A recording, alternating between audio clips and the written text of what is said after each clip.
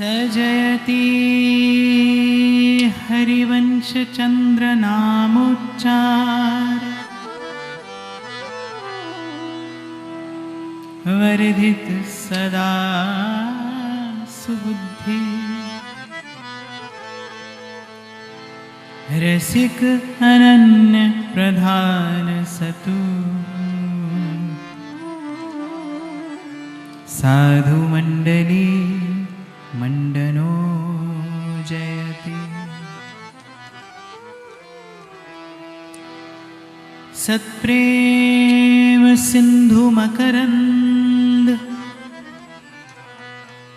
रसौघधारा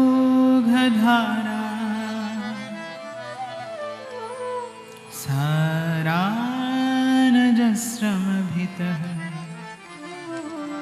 श्रवदाश्रितेश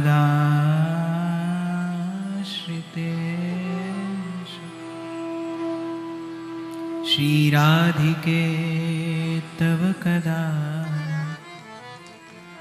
चरणारविन्दं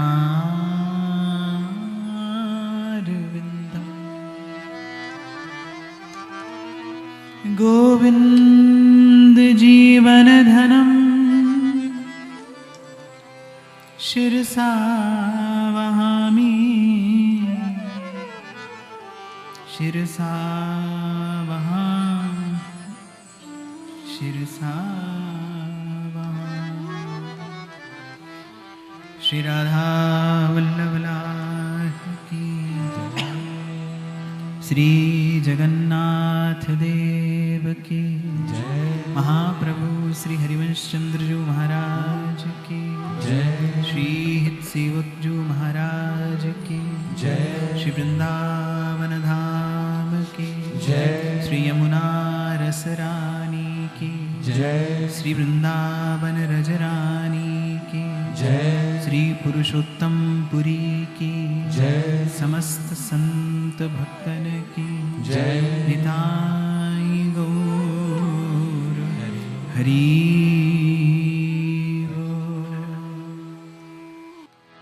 प्राणधन राधा वल्लभ प्यारो वृंदावन युगल प्रेम धन प्रिय सखी जन। प्राणधन राधा वल्लभ प्यारो वृंदावन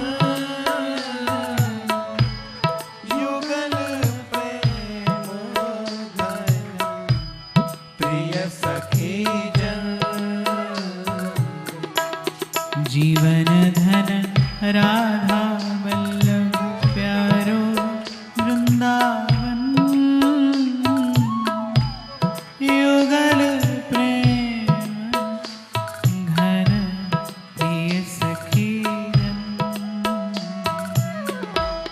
प्राणधन राधा वल्लभ प्यारो वृंदावन युगल प्रेम घन प्रिय सखी जन।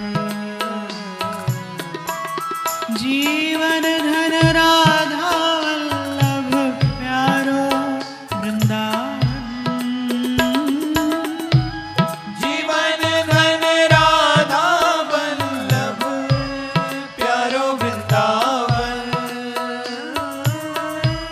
प्राण धन राधा वल्लभ प्यारो वृंदावन।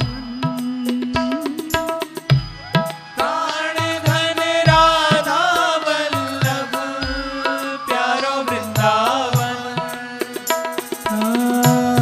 युगल प्रेम घन प्रिय सखी जन।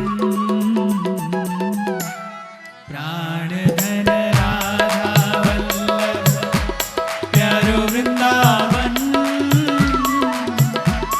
युगल प्रेम घन प्रिय सखी जन। प्राण धन राधा वल्लभ प्यारो वृंदावन युगल प्रेम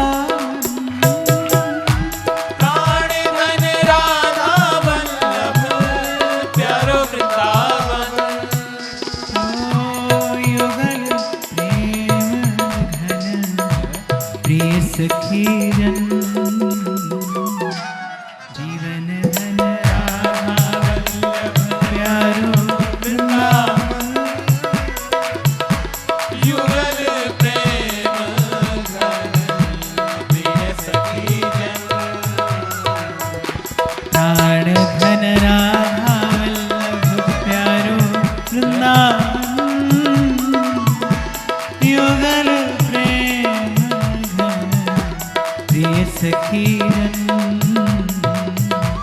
प्राण धन राधा वल्लभ प्यारो वृंदावन, युगल प्रेम प्रिय सखी जन। जीवन धन राधा वल्लभ प्यारो वृंदावन, जीवन धन राधा वल्लभ प्यारो वृंदावन, प्राण धन राधा वल्लभ प्यारो वृंदावन,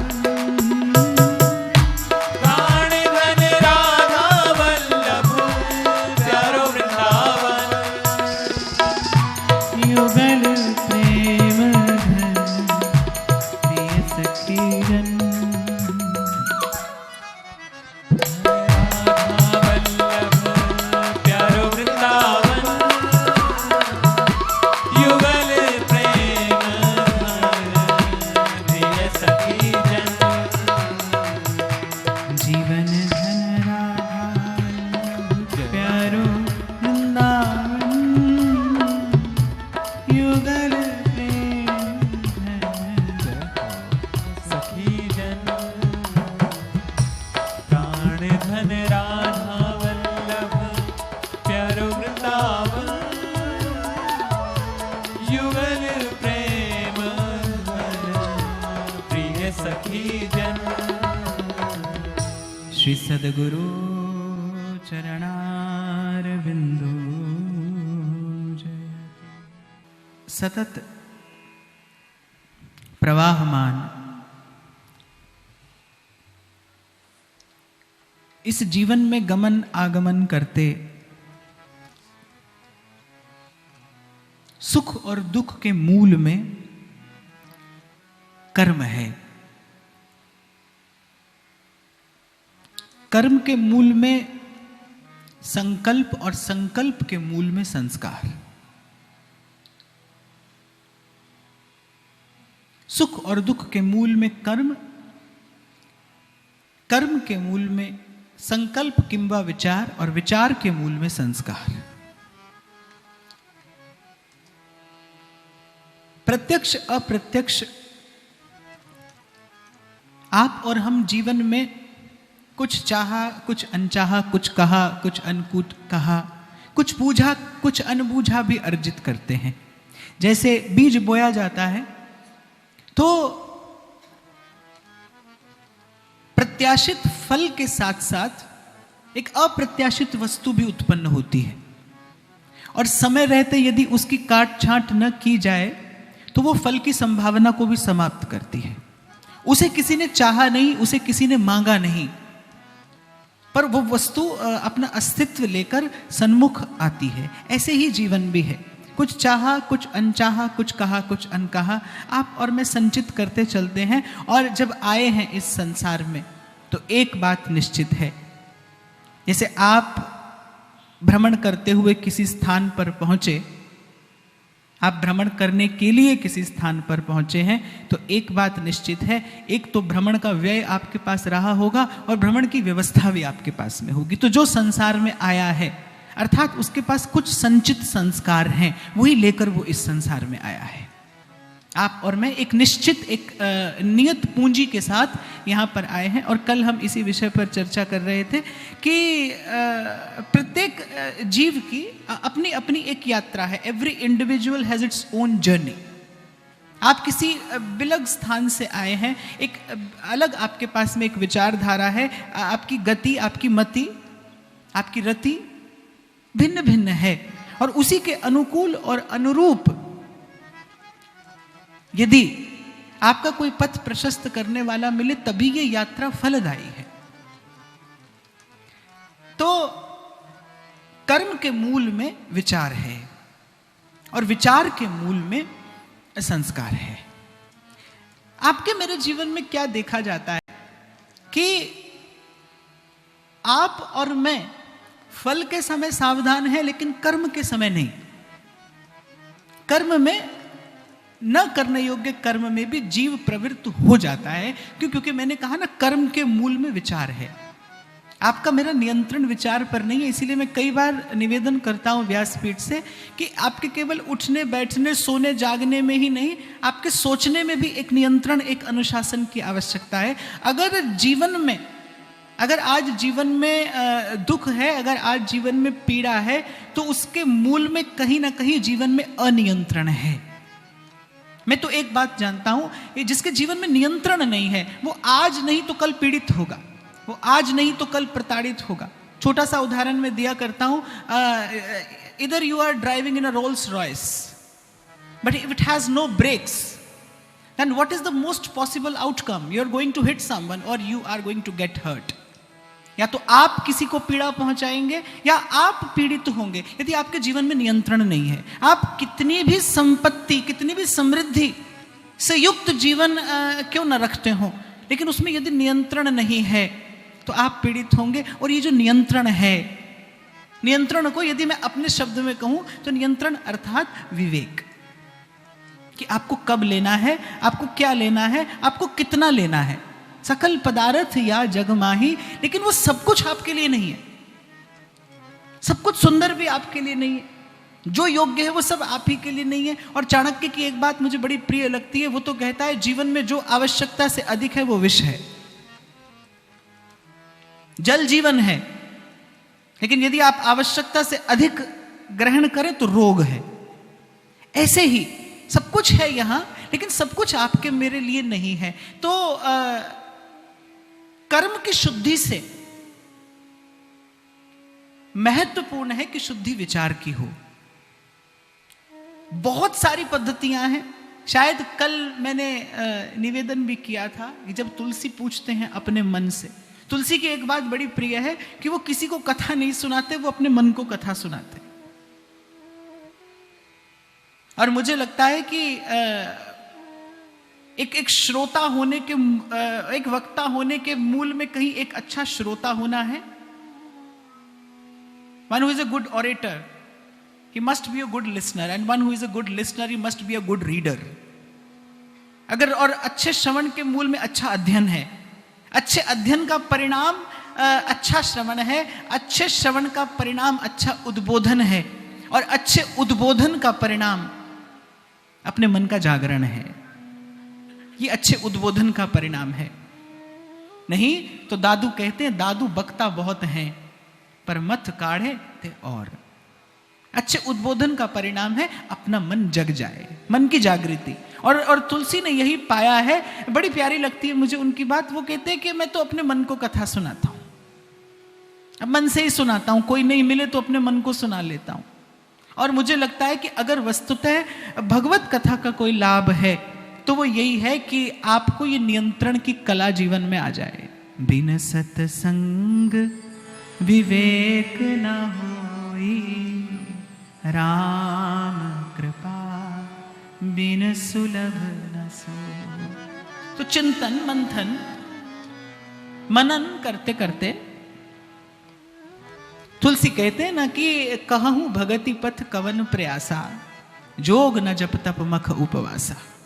कहीं निंदा या कहीं खंडन किसी भी पद्धति का तुलसी नहीं करते, लेकिन जहां जीवन की आवश्यकता की बात आती है, जहां जीवन के समाधान की बात आती है, और जहां जीवन की शुद्धि की बात आती है, वहां तुलसी प्रतीत करते हैं, वहां तुलसी को यह अनुभव होता है कि केवल एक ही युक्ति है। मैं पहली बात की ओर आपका ध्यान पुनः लेकर जा रहा हूं कि जीवन में गमन आगमन करते सुख दुख के मूल में कर्म, कर्म के मूल में संकल्प या अकिंबा विचार, और विचार के मूल में संस्कार। कर्म की शुद्धि तभी संभव है जब कहीं उसके मूल में विचार की शुद्धि हो, क्योंकि जैसा जल हो कूप में वैसा बाहर आए। हमारे बाबा कहते थे, बुरा ना मानो मूर्ख का, वह जो करे अपमान, जैसी जिस पे वस्तु वैसा उसका दान। आपका मूल कैसा है, आपके चिंतन का मूल कैसा है, निश्चित रूप से वहां से वैसे ही। अगर आपके चिंतन में नियंत्रण नहीं है, अगर आपके विचार में नियंत्रण नहीं है, आपके विचार में अनुशासन नहीं है, तो आपकी क्रिया कभी भी नियंत्रित नहीं होगी, और उससे कहीं ना कहीं आपकी उच्छृंखलता प्रकट हो जाएगी। कहीं ना कहीं आप बता देंगे कि आपके मूल में कहीं कहीं एक अनियंत्रित जीवन है। जीवन केवल वही नहीं जो आप जीते हैं, जीवन वो भी है जो आप सोचते हैं, जीवन वो भी है जो आप विचार करते हैं। और एक विचारक की दृष्टि से देखें तो जीवन वस्तुतः वही है जो आपका विचार है, जो आपके विचारों में क्रीड़ा कर रहा है। और मुझे लगता है अगर कथा की भी कोई एकमात्र सिद्धि है तो वो यही तो है कि वो आपके संकल्प में भगवान को लाकर बैठाती है। यत्र ज्ञान विराग भक्ति सहितम नैष्कर्म्यम आविष्कृतम। बड़ी सुंदर बात महर्षि वेदव्यास ने कही है कि ये जो कथा मैं कहने जा रहा हूं इसका उद्देश्य क्या है। यत्र ज्ञान विराग भक्ति सहितम नैष्कर्म्यम आविष्कृतम, जो चित्त को किसी प्रकार निष्काम कर दे, कामना से मुक्त कर दे। तो अपेक्षित ये है, अभीप्सित ये है जीवन में कि आपके जीवन में, मेरे जीवन में कहीं विचार की शुद्धि हो। और विचार की शुद्धि है विवेक से, और विवेक बिना साधु संग के होता नहीं। इसीलिए सार की बात संतन मत निर्णय कियो, श्रुति पुराण इतिहास, सार की बात संत कहते हैं। बिनु सत्संग ना हरि कथा, तेहि बिन मोह न भाग, मोह गए बिन राम पद, होहि न दृढ़ अनुराग। और पलटू साहेब तो एक और ऊंची बात कहते हैं कि बिना अनुराग के भक्ति नहीं होएगी, बिना अनुराग के भक्ति नहीं होएगी, बिना भक्ति नहीं प्रेम जागे, प्रेम बिना राम नहीं, और राम बिना संत नहीं, प्रेम बिना राम नहीं, राम बिना संत नहीं, पलटू सत्संग वरदान मांग। त्राहि त्राहि आरत हरन, सरन सुखद रघुवीर। Love is not the way to divine. I think love is the most possible outcome of devotion. बिना अनुराग के भक्ति नहीं होएगी और बिना भक्ति नहीं प्रेम जागे।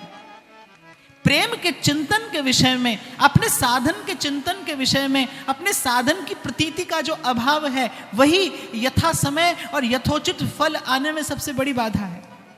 जो आपकी साधन है उसमें जो आपकी प्रतीति है उसमें कहीं ना कहीं अभाव है। नाम जपेंगे तो ये समझेंगे नाम जपने से भगवान मिलेंगे। अरे कभी भगवान मिले तो आप नाम जपते हैं, कभी आपके विचार में आपसे अवश्य मिले होंगे, कभी आपके चिंतन में आपसे अवश्य मिले होंगे, तभी आपके जिह्वा पर ये नाम आया। तभी महाराज बड़े विश्वास से कहते हैं तुद पावे ता नाम जपावे। और सब जगह तो मैं कहता हूं कि जिसको सबको एक जैसी सूचना मिली, फिर यहां तो हमने सूचना भी नहीं की थी। इसलिए कल मैंने ऊपर कहा कि स्थान कम नहीं है, प्रेम अधिक है, क्योंकि यहां तो मैंने निमंत्रण तो दूर की बात है, यहां तो सूचना भी नहीं थी। हमारा आशय यहां पर आने का ये था कि कुछ लोग आएंगे और बैठकर गीत गोविंद की चर्चा करेंगे, इसी आशय को लेकर हम लोग यहाँ पर आए थे। और पर कहीं ना कहीं शायद मन में ये अन्यथा भाव था कि हम आपको लेकर आएंगे। यहाँ पर आकर पता चला कि यहाँ तो वो आएगा जिसे जगन्नाथ बुलाएंगे।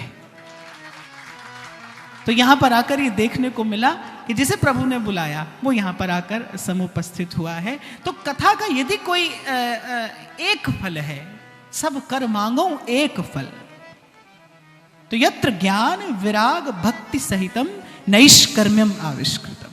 कल मैंने आपको स्मरण हो तो एक निवेदन किया था, हो सके तो इन 5 दिनों में आप अपने संकल्प को शुद्ध रखिएगा। ये आपकी बहुत बड़ी सफलता होगी यदि आप कुछ न करके केवल अपने श्रवण का। एक बड़ी अद्भुत बात भागवत कहती है, पिबंती ये भगवत आत्मनः सताम कथामृतम श्रवण पुटेषु समृतम। वो कहती है कि ये कथा सुनने की नहीं है, पिबंती ये भगवत आत्मनः सताम कथामृतम श्रवण पुटेषु समृतम। ये श्रवण पुटों से पीने का रसायन है। यदि पीना आ जाए तो फिर जीना आ जाए। कबीर को पीना आ गया, कबीर कथा सुनता नहीं।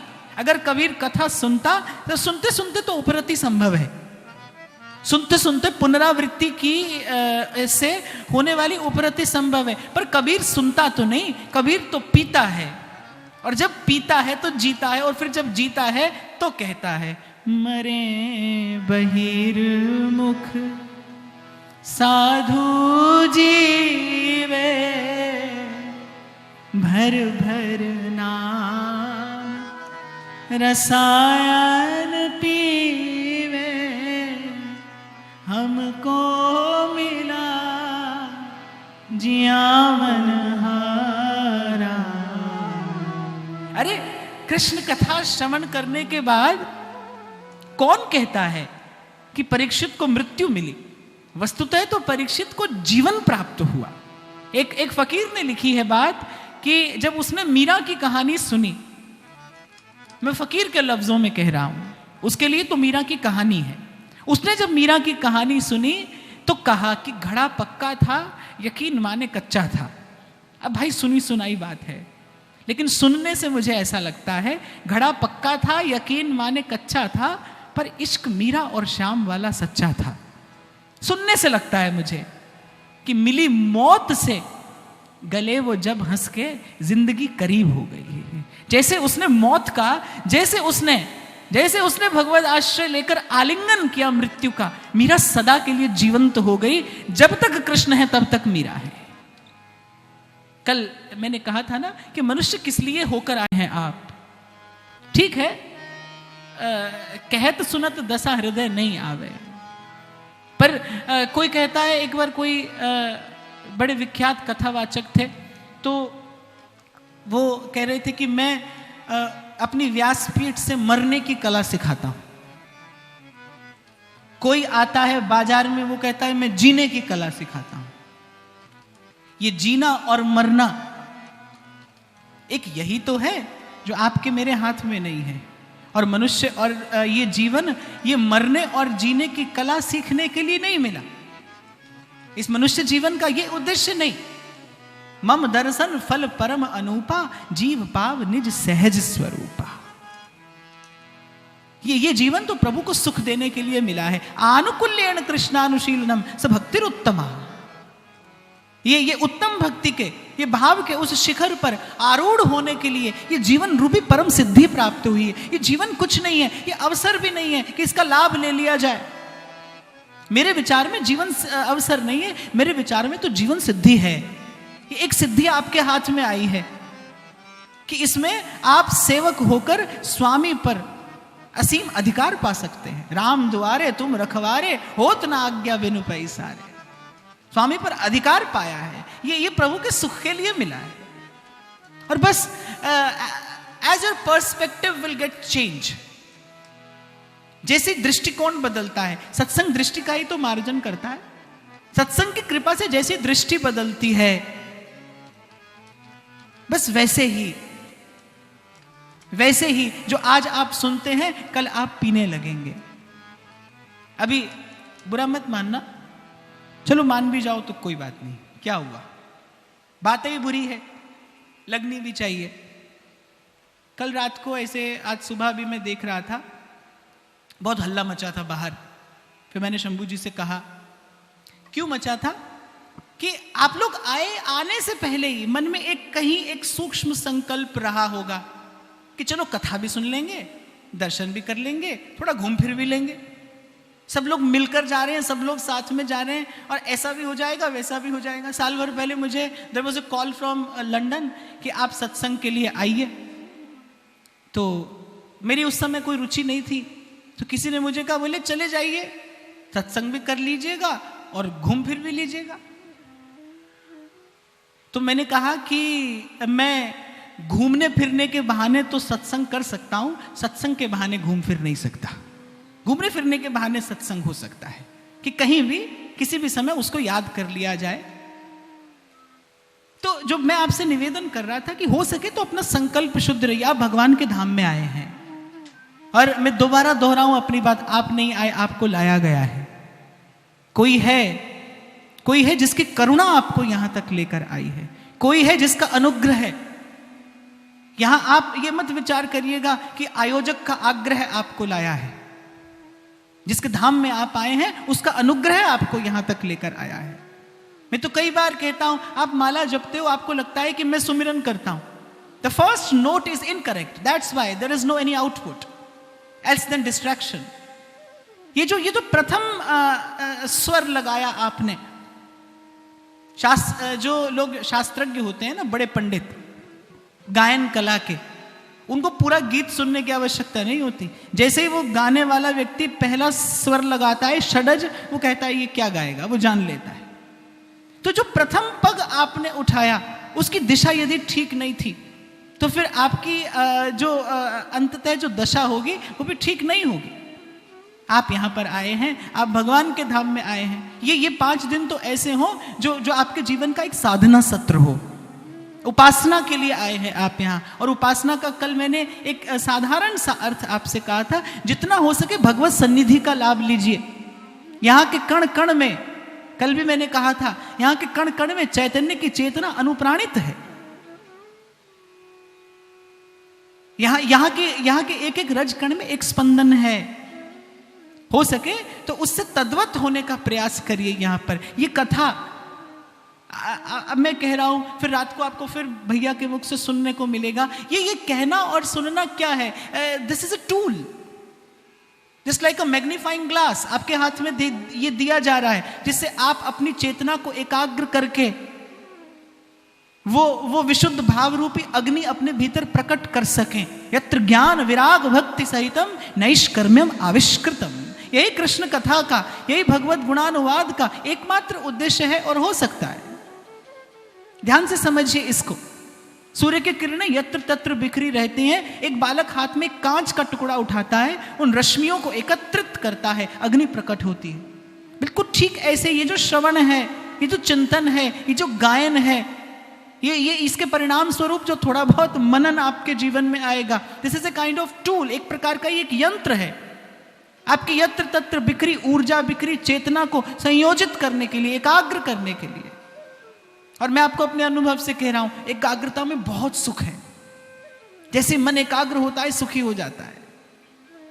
और फिर यहाँ इनके श्री चरणों में बैठकर जो यहाँ कहा जा रहा है, किंबा कहा जाएगा, उसका एक ही प्रसाद है। यस्याम वै श्रूयमाणायाम कृष्णे परम पुरुषे भक्तिरुत्पद्यते।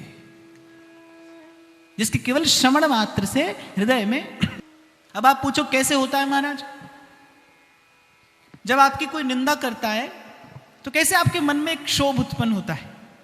शब्द ही तो हैं, वो शब्द ही तो हैं। किसी ने कटु शब्द आपसे कहे, आपके भीतर में एक क्षोभ उत्पन्न हुआ। किसी ने आपकी प्रशंसा कर दी, किसी ने कुछ प्रशस्ति के वाक्य आपसे कही, आप प्रसन्न हो गए। शब्द ही तो भीतर गए, और क्या है? ठीक उसी प्रकार एक साधारण शब्दों का ऐसा परिणाम देखने में आता है। फिर ये तो भगवद ऊर्जा से, ये भगवदीय चेतना से भरी हुई ये वाणी है, जिसका चिंतन अब हम 4 दिन यहाँ पर बैठकर करेंगे।